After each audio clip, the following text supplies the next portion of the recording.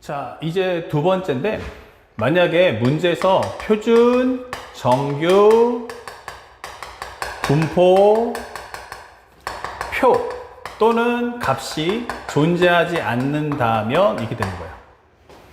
자, 이렇게 되면요, 가장 중요한 게 확률, 구하는 값은 확률이 아니네 이렇게 되는 거예요. 맞습니다.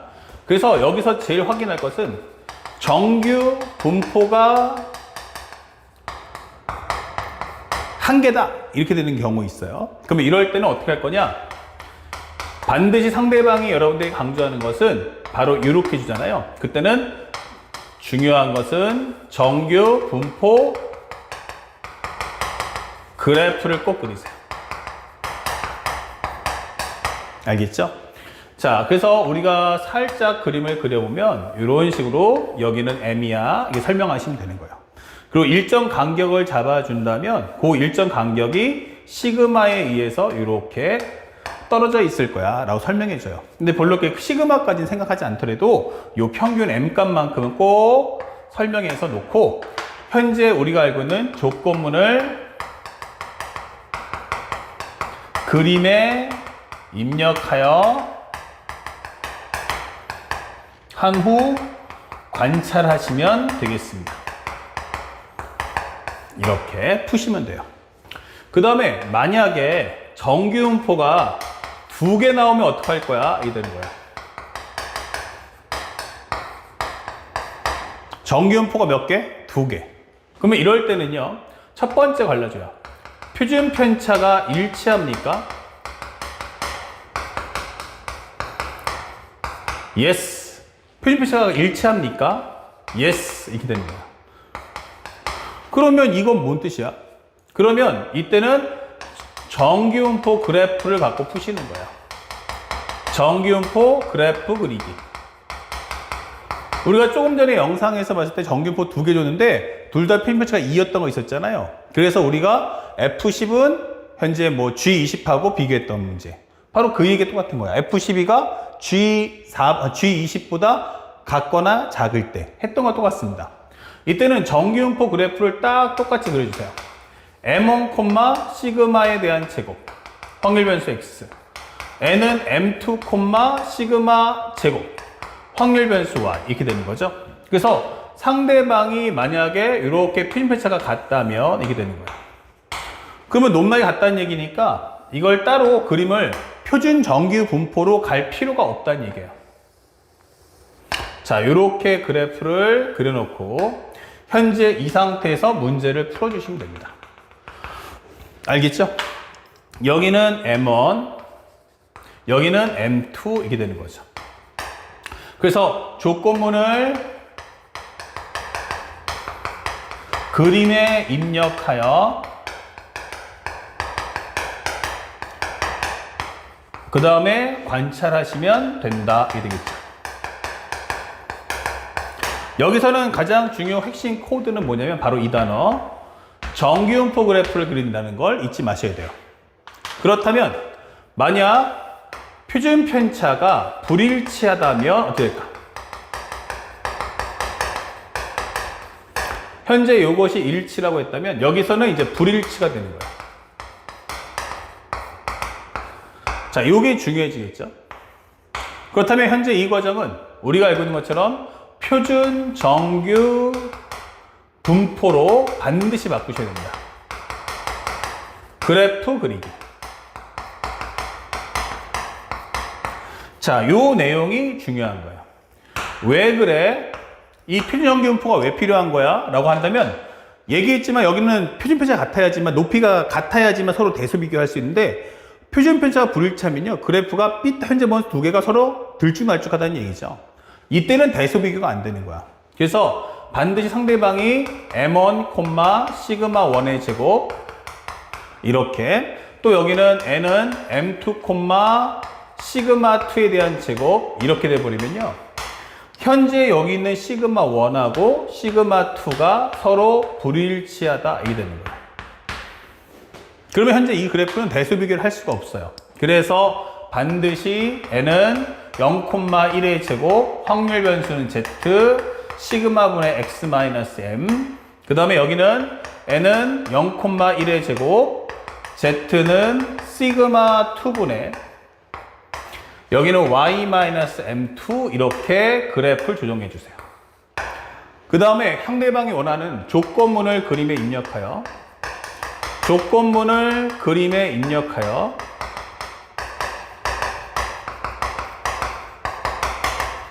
그 다음에 관찰하시면 되겠습니다. 예, 이렇게 설명해 주시면 되겠어요. 자, 이렇게 하시면 이제 모든 문제 다 똑같이 풀 수가 있다. 자, 요거 꼼꼼하게 정리하시고 매핑에다가 추가적으로 업데이트 하시면 좋겠습니다. 자, 이어서 이제 7번 문제 보는데, 현재 이 문제는 연속 확률 변수 x가 갖는 값의 범위는 x가 0부터 8까지예요 라고 설명되어 있습니다. 그리고 가장 중요한 게 확률값을 구해라 라고 했는데, 여기는 표준 정규분포 표가 없어요. 그 점을 꼭 기억하셔야 돼요. 그러면 표준 정규분포 표가 없다는 얘기는 내가 표준 정규분포로 갈 필요가 없다. 다시 말하면 현재 이 문제는 확률 밀도 함수를 그려라 라고 설명이 되는 거야, 이렇게. 그리고 fx가 x는 4에 관한 대칭이다 했으니까 여기서 요걸 기점으로 해서 좌우의 확률은 각각 0.5씩이에요. 자, 그런데 문제에서 뭐라고 했냐면 2에서 4까지야 설명했어. 범위는 0부터 건데 2에서 4까지의 확률이 있고요. 여기를 간단하게 우리가 p라고 합시다.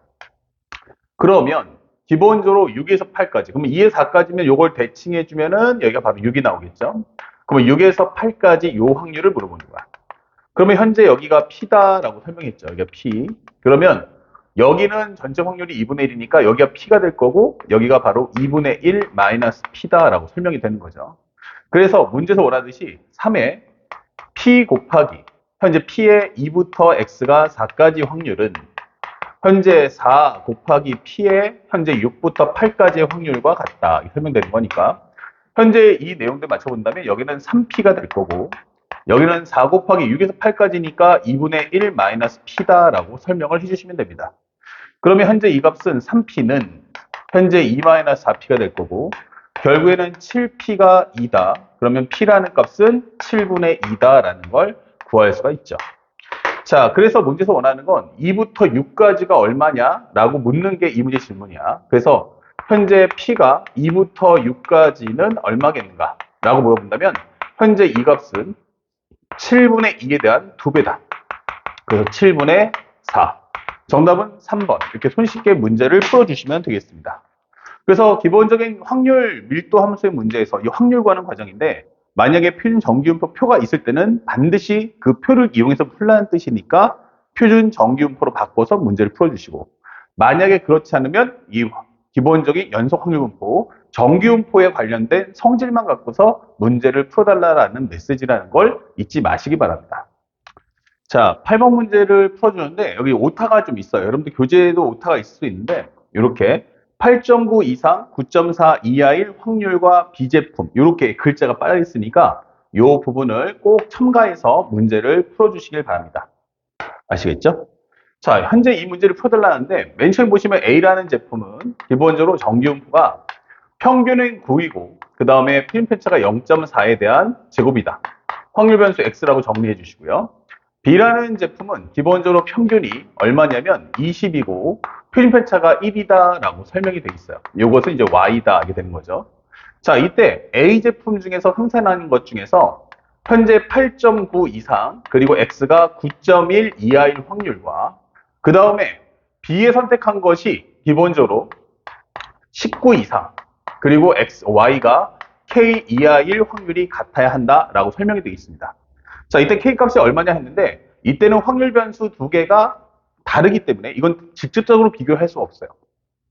그래서 현재 이것을 표준 정규 분포로 바꿔줍니다. 그러면 Z라는 것은 0.4분의 X-9다. 그러면 PZ라는 것은 기본적으로 8.9를 넣어주시면 얼마 되냐면 마이너스 0.1 나오죠. 자, 여기 0.4니까 이걸 비교한다면 4분의 1인 마이너스 0.25다 적어주시면 되겠고 9.1인 경우는 0.1이니까 여기도 바로 0.25다라고 설명하시면 됩니다.